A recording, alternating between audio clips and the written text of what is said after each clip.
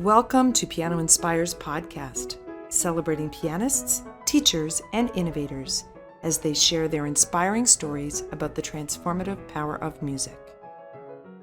Are you ready to take your piano journey to the next level? Introducing the PianoInspires.com subscription, your gateway to inspiration, education, and community. With a PianoInspires.com subscription, you'll gain exclusive access to hundreds of teaching videos and webinars led by today's top piano educators and performers. Whether you're a teacher, student, new professional, or lifelong learner, you'll find resources designed to inspire and guide you every step of the way. Your subscription also includes access to Piano Magazine, featuring the most current and up-to-date information for pianists and piano teachers. Each issue delivers expert insights, interviews, new music and book reviews, and more to keep you connected to the ever-evolving world of piano teaching and performance. Visit pianoinspires.com/subscribe and use coupon code podcast15 to subscribe for less than $3 per month. Thanks for listening to the Piano Inspires podcast and enjoy the episode. Well, welcome to the Piano Inspires podcast with Craig Sale.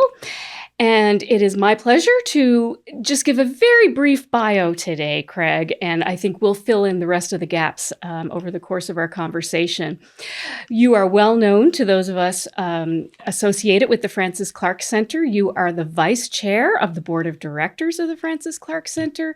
You are director of online courses for the center. And in the role that I know you best, you are senior editor for Piano Magazine. Mm-hmm. You did have a life before that, though. You taught at Concordia University, directing the preparatory piano department for 30 years prior to retirement. And we'll talk about that a little bit as well. And I guess the other thing that most of our viewers probably know, but in case they don't, you studied with Francis Clark and Louise Goss. So we will definitely want to learn more about that in our discussion today. So thank you for joining me. It's my pleasure to be here. This is just wonderful. So as much as we work together quite closely, I know very little about your life before university, I guess. So I wonder if you might share a little bit about your childhood. Was music in the home? Was it part of the culture of your family? And then maybe what age you were when you began piano? Sure. Music really was not in my home other than me. But I always loved music. I mean, we had, there's a famous picture of me as a child with my little phonograph with music playing on it. And I would pretend playing the piano on top of the box that the record player had. So that spurred my parents to look into piano lessons for me. And so at age 7, they got a piano on a rent-to-own basis, and I started lessons and took to it very quickly. I'm one of those people who, for whatever reason, took like a fish to water to the middle C approach to reading. And it worked for me. So I was playing and reading easily from an early age. So I started that at 7. And then when I was maybe 8 or 9, I auditioned for and joined a local boys choir, which was a big choir in my town of Moline, Illinois. And so I had these two loves that went simultaneously through my life, the singing and the playing of the piano. And those continue to this day? They do now. Yeah. The singing took a vacation for a while, but it has returned. And the other thing that I remember from my childhood was in second grade, we had to lay on the floor on brown paper and somebody would trace our outline, and it was to be what we wanted to be, a career outline. And mine was of me holding a pointer to a blackboard because I wanted to be a teacher. So I just think it's interesting that, I mean, my loves at that time were music and I wanted to be a teacher. So, and that never changed. The thing that did change was what I wanted to teach because singing was so important to me. I wanted to be a choral director, and that's what I wanted to do for the longest time. But along the way, both my voice choir and then in my high school, although my directors were excellent musicians and disciplinarians, and I learned about structure and focus and great things, they were also very manipulative, and basically, one of them in particular was quite unhappy. Mm. And by the time I was in high school, as a junior, in the back of my mind, I'm going, this doesn't look good. I don't want that. So I thought, well, I love the piano. The piano's a safe place. I'll do piano. Mm.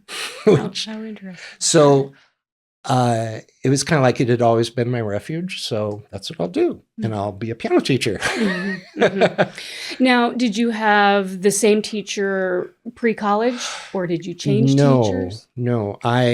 My first teacher, I'm glad you asked that because I did want to talk about her. My first teacher I had for, 4 or 5 years. And I loved her. First of all, she was a recent graduate from college. Mm. And so she was this beautiful young woman, and she always dressed beautifully. And the thing I remember about her, this was the 60s, she wore patterned hose. Mm-hmm. And I thought, boy, she's styling. She is really styling. And I just loved playing the piano. And like I said, I took to the reading aspect real easily. And like most children, I avoided the technical work, but I just played and loved it. And she wisely realized I got to a point that she wasn't really equipped to continue. So she recommended that I study with a professor at one of the local colleges, which I then did for the last 5 years. And there I got to explore more advanced repertoire. But the problem with that for me was that I never had a public performance during those adolescent years, which led to a lot of performance anxiety issues when I went to college.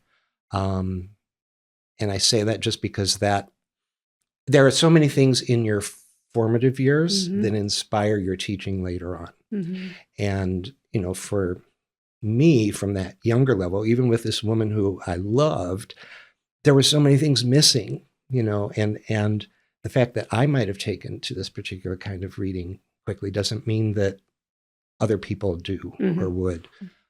So the aspect of reading was important. And then the whole idea of comprehensive learning at the piano. She tried to do the technique, tried to do the theory, but it didn't connect for me. Right. It made no sense. I didn't know why I should be doing that. Mm-hmm. So that became important. And then, of course, there was never any creative work. And also learning how to practice. I mean, because I just played. I didn't practice. I played. Mm-hmm. So that all inspired me later on to be better. And I say that because it's not that it was a bad experience. I wouldn't be here today if I hadn't had her. Mm-hmm. But I wanted it to be better. Mm-hmm. And then, likewise with the teacher after her and the issue of performance, regular performance became important for me. So I think in terms of incorporating group study with private study and having regular performance with peers and then other ways of performing, it just was super important. And then also exploring performance anxiety and having ways to talk about it with students became very important. Mm-hmm. So that was all very formative stuff for me for later on. So then I went off to college, went to Northwestern University to become a piano major because I was going to teach piano in a college. That was what I assumed I would do. But first I had to get my act together as a pianist because I had lots of deficits when I went in. And by my second year, I got a wonderful teacher, Donald Isaac, who helped build my technique.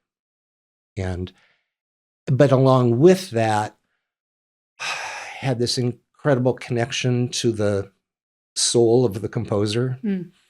And there are just many wonderful memories of exploring repertoire in that way.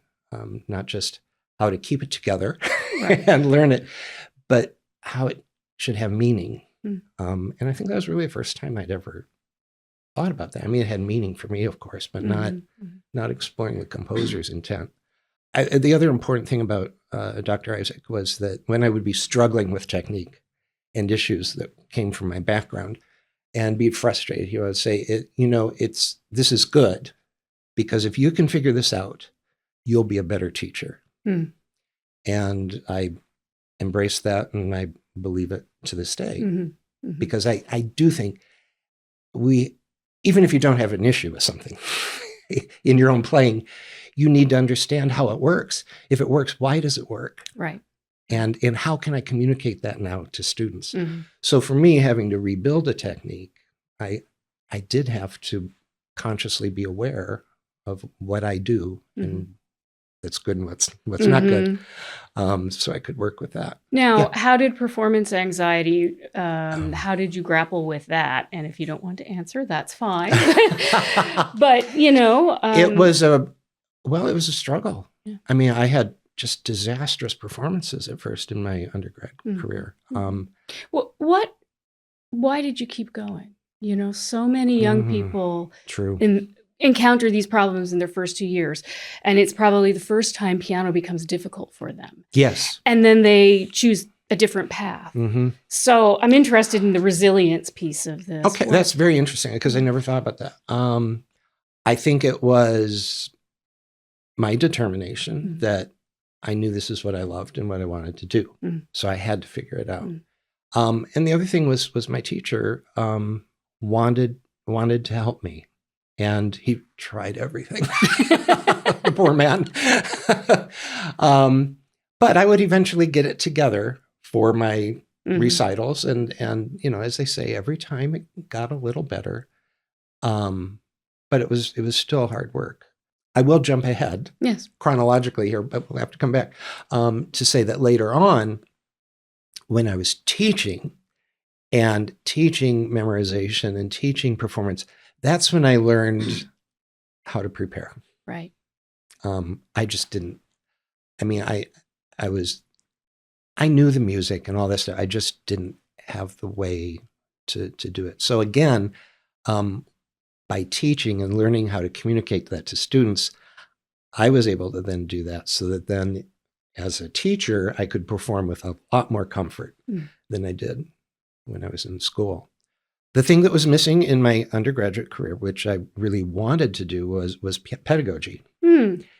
And at that time, of course, this was over 4 decades ago. We're actually 5 coming up. The master's program at Northwestern was just starting. So it was wonderful. I got to know a lot of those master's students who are professionals now and doing great things. So I got to see them doing these things, and I thought, wow, I want to do that. I want to do that. So when I went on to graduate school, I was excited to be able to go to the University of Illinois at Champaign-Urbana, and because Jim Like was there. But I went in again as a performance major because we didn't have pedagogy degrees. However, by my second year, he took me on as a graduate assistant. So I was a group piano teacher and started teaching and working in groups, which I think was a great preparation for what I did later, learning how to structure and balance and keep people engaged. Yes. All those important things. I also did have one elementary student that I got to work with in their preparatory, actually it was a laboratory program, I think it was called. And actually, interestingly enough, that student was learning out of the music tree. So that was my first exposure to the music tree. And my second year there was when we had the 1980 National Conference on Piano Pedagogy. So the second conference ever. And as a graduate student, I was helping out with things at the conference, and which was great to meet these luminaries like Francis Clark, Guy Duckworth, and Robert Pace. That was the name. You know, these three giants were there. But at noon one day, there was a presentation given by Louise Goss on the professional program at the New School for Music Study. And I went with a friend because she'd gone there, and I thought, okay, I'll go. And I heard about this program of a teaching apprenticeship. And I thought, wow, that sounds great, because I know I'm going to graduate this year with 2 degrees in performance and really no teaching experience to market. What am I going to do? And so I thought at that point, I'm going to go learn how to teach. I mean, I had already gotten my feet wet and gotten some really important fundamentals, but I needed to get the experience. So I want to ask you when you knew you wanted to work with children, but I guess really the more linear way to ask that question is, did you still at that point, before you even knew you were going to go to the New School for Music Study, did you still think, I will teach, but I'm going to teach in a university somewhere? During graduate school, I think reality came up, and it's like, you know, you're not going to get a college job at this point. But I do remember, actually, one of the reasons why Jim asked me to apply for the assistantship was I was watching him teach a young student, and he could tell I was really engaged in watching it. And he said, I noticed your face while I was teaching, and I know you want to do this. And I think that's true. I think that's when it started. Watching that happen with a young child was just captivating. So yeah, when I went to the New School, I wasn't thinking, well, I'll go learn how to teach children, even though I don't want to teach them. No, I knew that this was it. And I'd learned enough too to reflect on my background and know these are the things I want to change. I want to make this better for other students going forward. So did you go directly then into that program? Yes, I did. Yeah. So then I spent 2 years at the New School for Music Study and in New Jersey, working directly under the supervision of Louise Goss and Francis Clark. And very small program, very intense program, but changed my life forever. Talk about that intensity a little bit. And you might start with, what did the days look like? Because I think our pedagogy students now would be very surprised at how all in you had to be. I bet there wasn't a moment where you didn't eat, sleep, breathe pedagogy. And absolutely. There's a kitchen in that place. I've seen pictures of you standing in the kitchen. And we're talking about teaching. Exactly. So, yeah, I mean, there may be a couple of different ways you want to approach this, but it's true. So maybe what did the daily schedule look like? Maybe start there. We had to do all of our lesson planning at the school. Student files were not allowed to go out of the building. So that meant 8 o'clock, 9 o'clock in the morning, we were there, lesson planning on our own. And then we'd have meetings about group teaching. We might have a pedagogy class with Francis for a couple hours, all of that stuff. And then by 1 or 2 in the afternoon, the students came. And if we weren't observing, we were teaching, sometimes on our own, sometimes observed. And then around 9 o'clock that night, we'd go home. And that happened 5 days out of the week, and then Saturday mornings into the afternoon. So it was a 6-day week. It was all consuming. It truly was. And that was the upside and the downside, you know. It was any kind of obsession is like that. But boy, it taught me how to be dedicated in terms of preparation. And by that, I mean lesson planning. Yes. And evaluation, because I mentioned being observed. So, you know, you'd get these notes and then you'd have meetings about those notes and reflecting back on, I was glad to reflect back, but sometimes it was pretty hard reflection. But that's what I took with me going forward, is that this is what teachers do. Right. They plan, they execute it, and then they evaluate how it went and what they do. And it just, that was how I lived from then on in my teaching career. What other lessons did you learn from Frances and Louise? We hear it all the time, but this idea of there being music in every child, and it's our job to bring it out. The lesson that I learned was that we have to ask for it from the student. I think too many times, and I know I have fallen short of my own goals, but I've seen it in other teachers, we assume something won't be done. And so we don't ask for it. Well, they're just not going to be able to shape a phrase that well. Or they're not going to practice over the holidays, so why should I give them an assignment? And of course, Frances's response was, why should they practice if they don't have an expectation? And so this whole idea of communicating an expectation of what you do, which I think, I don't mean to digress here, but I have found, because I think there are many teachers who do the right things, but still the students don't quite get it. And I've always been perplexed. Why is that? Why is that? And I really believe it's about the teacher's core enthusiasm. And, some students might have thought I was a little manic in my obsessions about things, but when they sense that, boy, it's kind of weird, but he's really excited about that. I don't know quite why, but this is really important to him, so I'm going to work on it. And I think it's that sensing that importance of doing a beautiful 2-note slur. And how it would excite me when they would do it, and then they'd be, oh yeah, and they'd hear it and they'd be excited. So that seems to me to often be a missing piece for teachers, that demonstrating their passion. Yes.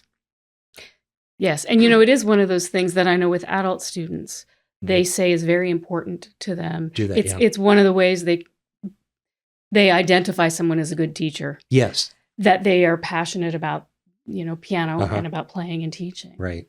Even though that's not tangible necessarily, but it's interesting. So it's interesting that you point that out. And then that expectation piece also, I think, is really important, right? Expecting that everyone will be able to do this. Yeah. And then the challenge is how are you going to get them to do it? Yeah. And sometimes you have to figure out, what is the problem? What is the problem? But the thing with Frances was, the first place you look is yourself, and what you did. And how did the student respond to that? How could it have been different? The last place we ever looked, and this was difficult for me later on, was the student at home. And I think too often we just go, oh, well, they just don't practice. And yes, practice is always an issue, but the key thing is to explore, why aren't they practicing? How can we make that? Is it that they have too much of an expectation, too little of an expectation? Are they not getting enough direction?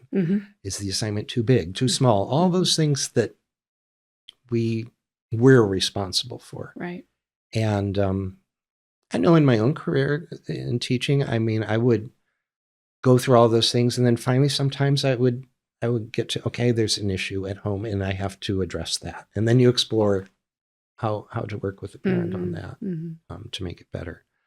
But yeah, the whole idea of teacher responsibility was so ingrained in me. And I think it made me a successful teacher. But there was also, it wasn't just the technique of teaching and teaching kids how to learn. An important piece of that was the holistic approach. that Francis Clark had, and that I feel is demonstrated in the music tree. So that, you know, they understand the musical language. This whole idea of sound before sign, of experience before reading and doing, I firmly believe is key to expressive playing done by average students. And I say that because I know my students who were just perfectly normal kids could play beautifully on whatever level piece it was. It would be expressive and meaningful. And for me, that was what I wanted, you know, and that I wanted them to carry forward into their life, this positive experience, not just with playing a musical instrument, but with being expressive and being human. While you were at the new school, talk to us about how many times a week you saw students, the group teaching, individual kinds of teaching. What did that look like? The new school had, and still does have, a wonderful ideal setup. When I was there, the elementary level students came every week for an hour-long class, and along with that, a half-hour private lesson. So in terms of my studies there as a pedagogy student, in the first year, as a pedagogy student, I would assist the class teacher in the group. And then I would perhaps watch a model demo lesson of a private lesson from that group. And then I would be teaching the private lessons. And then the second year, I would become the class teacher. But that was always supervised by Louise Goss, at least, who was one of the most amazing group teachers I've ever experienced.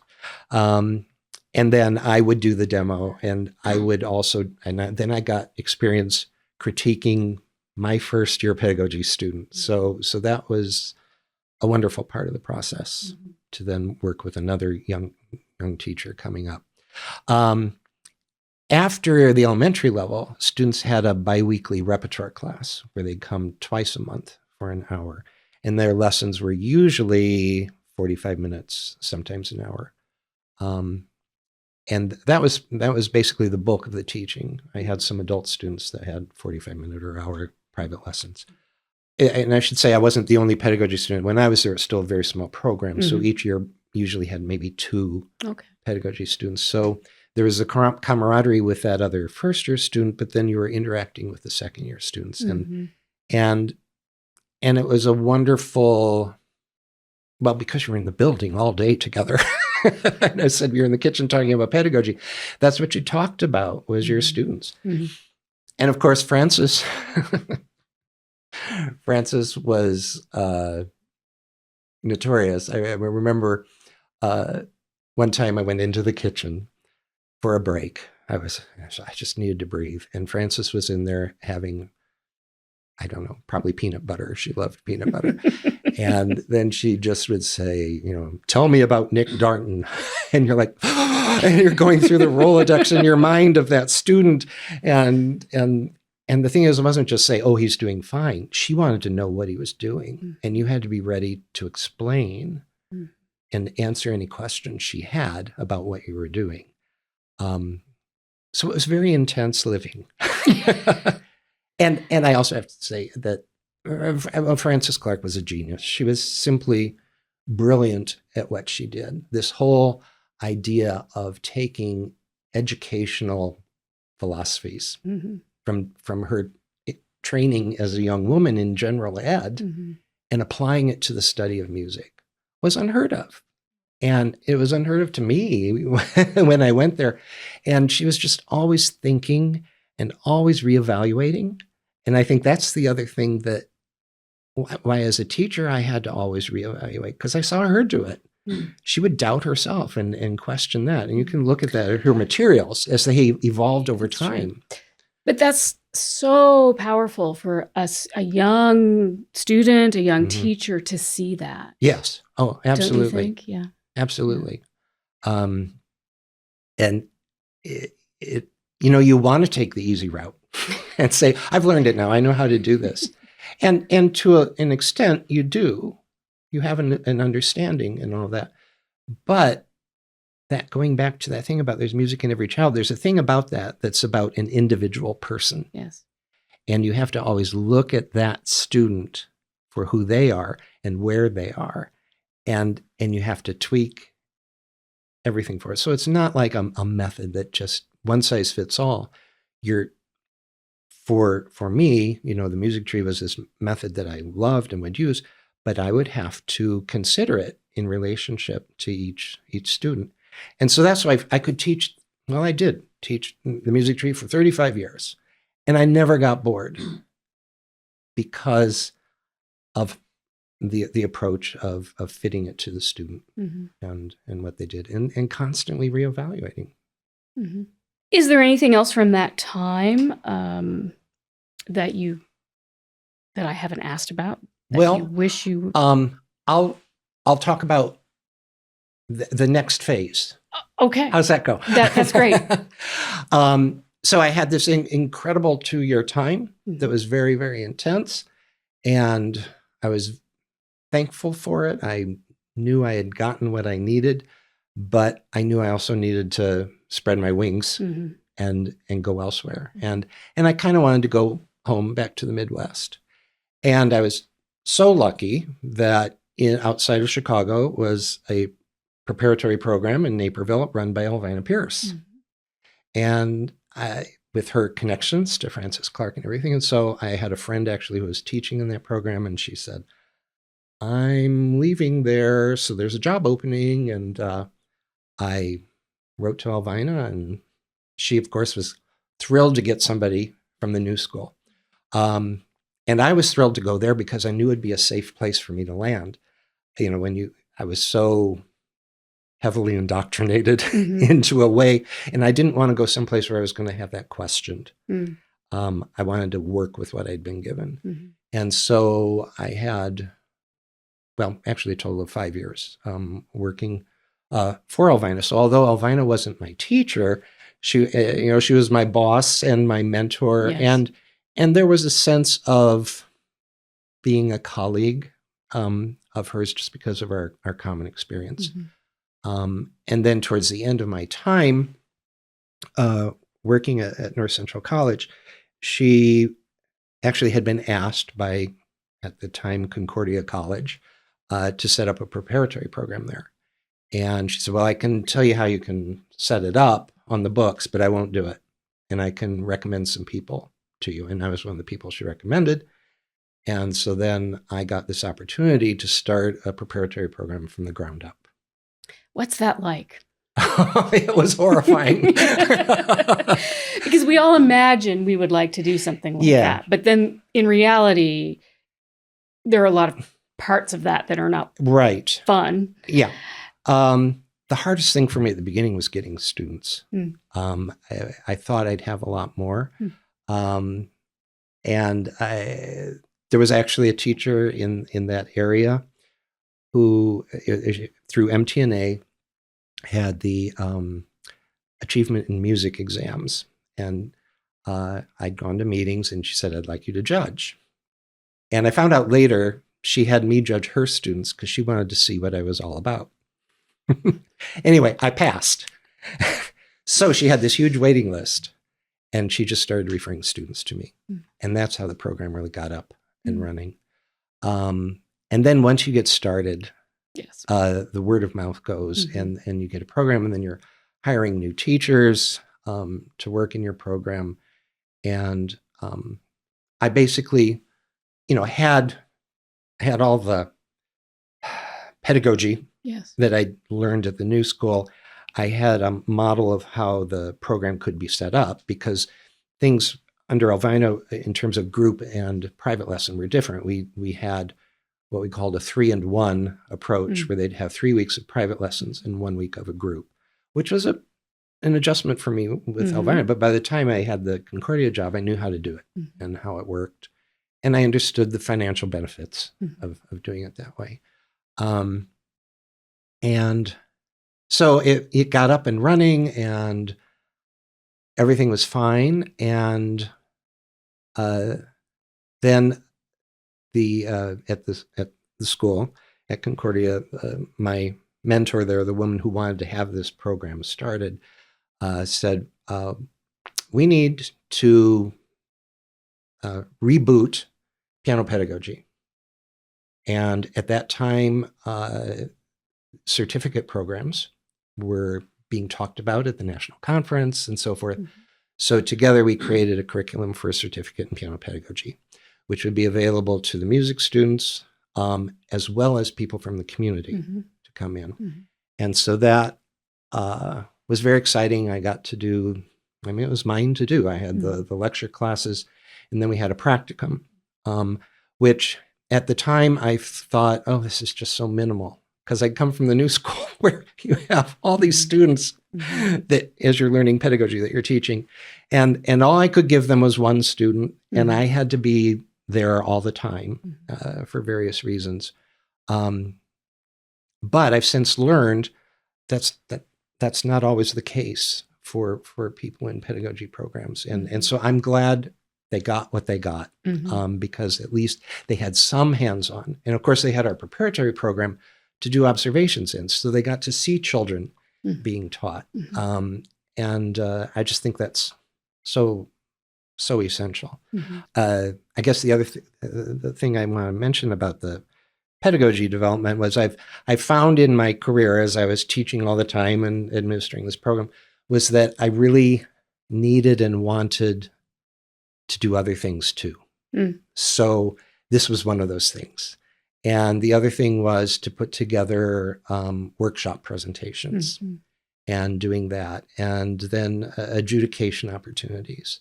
So I always had these other things going on. And then, you keep going. And then at one point, I think it was around 2000, Elvina called me and said, I've got an opening on Keyboard Companion. Would you like to be associate editor of the reading department? And I thought, sure, why not? And as you know, here I still am, working in some form of the magazine. But that was very, it was the kind of challenge I needed. I said I never got bored teaching the students, but there's an element of grind and burnout that I can have if I'm just doing the same thing. So these other things that I pulled into my career kept me engaged, kept me interested.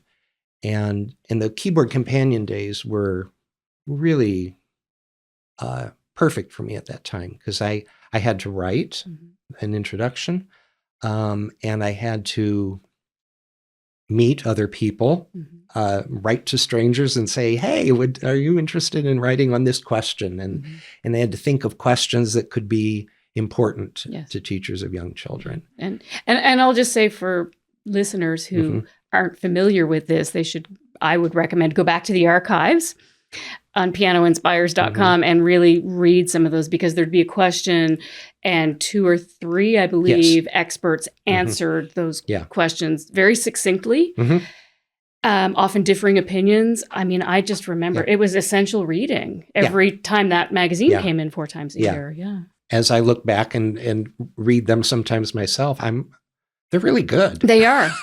and timeless. You look at, say, the sight reading column. I mean, really, these are the same issues. And I'm so struck because you began this interview talking about how you took to middle C reading like a duck to water, basically.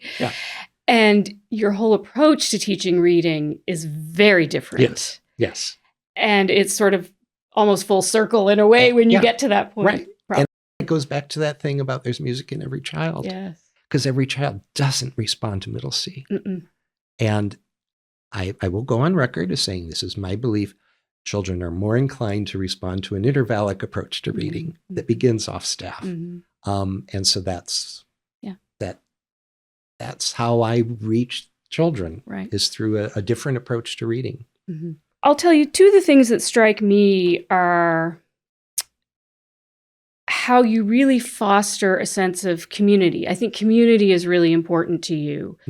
in our world, and and the other is excellence. Mm. I think you demand excellence. Excellence is really important. I'm sure your students felt that. Mhm. You've alluded to that in your discussion.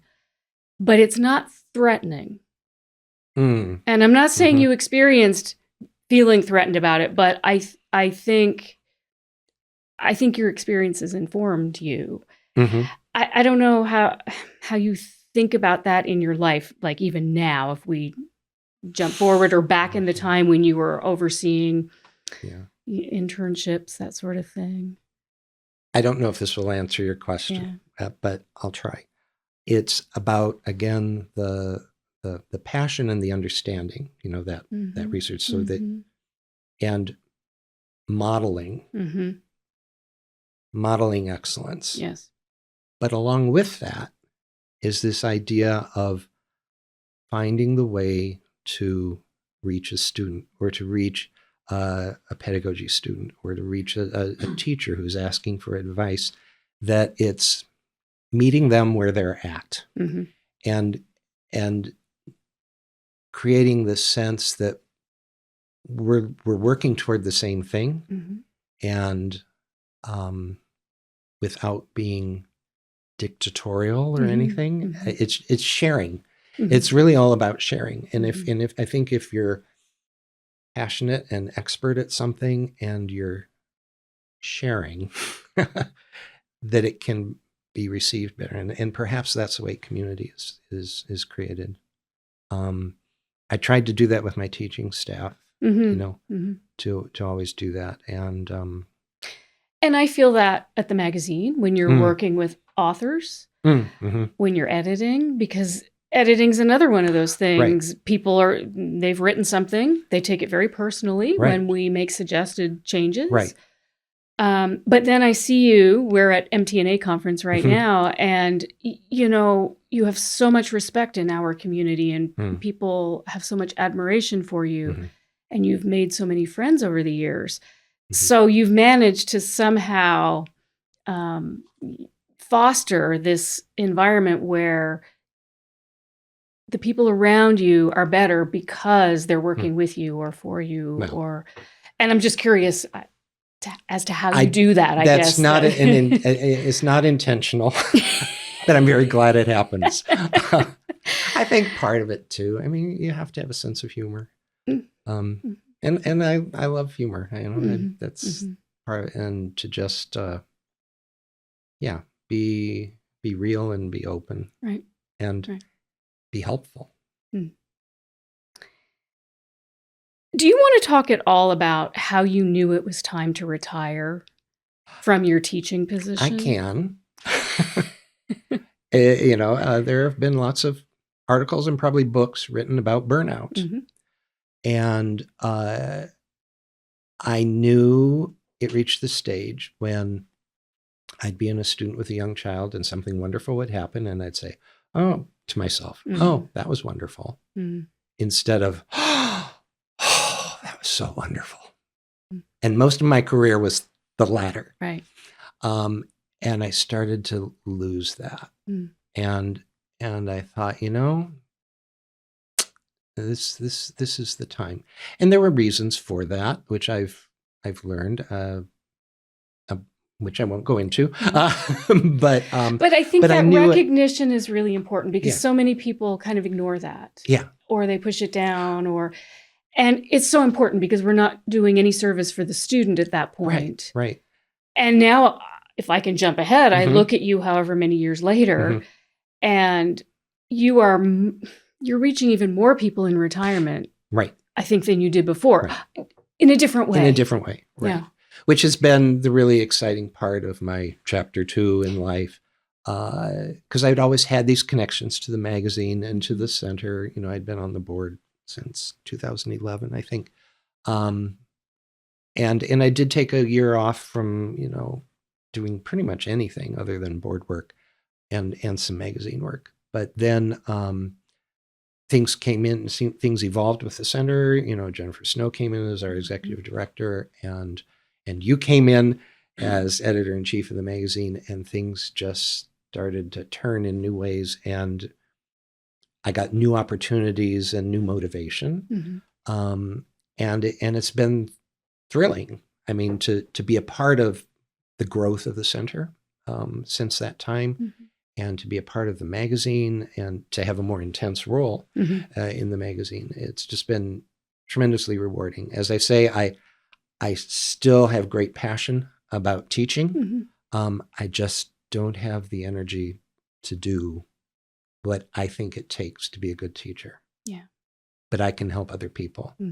And it's been wonderful. I mean, my community, my professional community has expanded so much because of the center work. And it's just tremendously rewarding. Yeah. I mean, we love working with you because in a way you're our connection to Frances Clark, True. Louise Goss at the magazine. You know, I think I have many what would Elvina do moments, and you can guess at how she may have responded.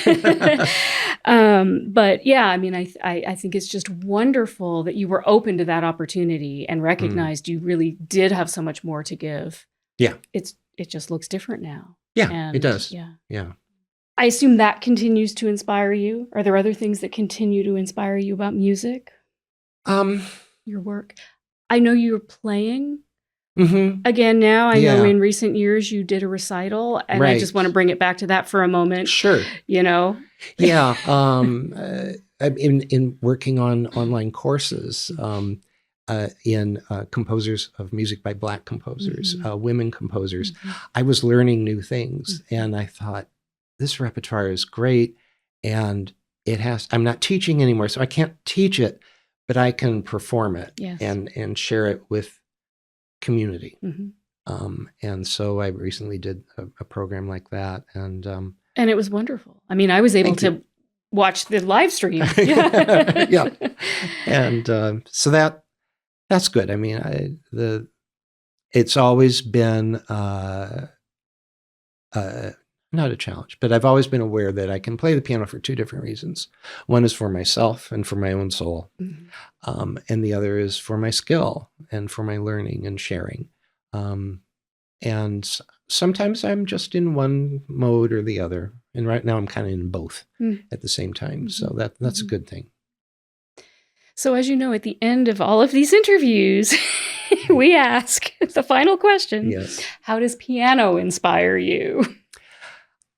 And I would say it's the piano's role in some of the following. Teaching a young child a new and incredibly expressive language is inspiring.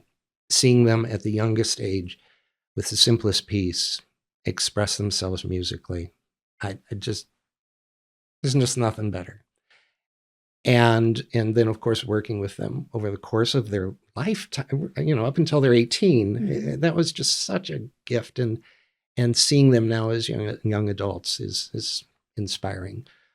Working with adults, and particularly adults with, who perhaps have had a stroke, and seeing the impact that music has on them, seeing them speak to their spouse for the first time without solicitation because they're playing the piano. That's inspiring.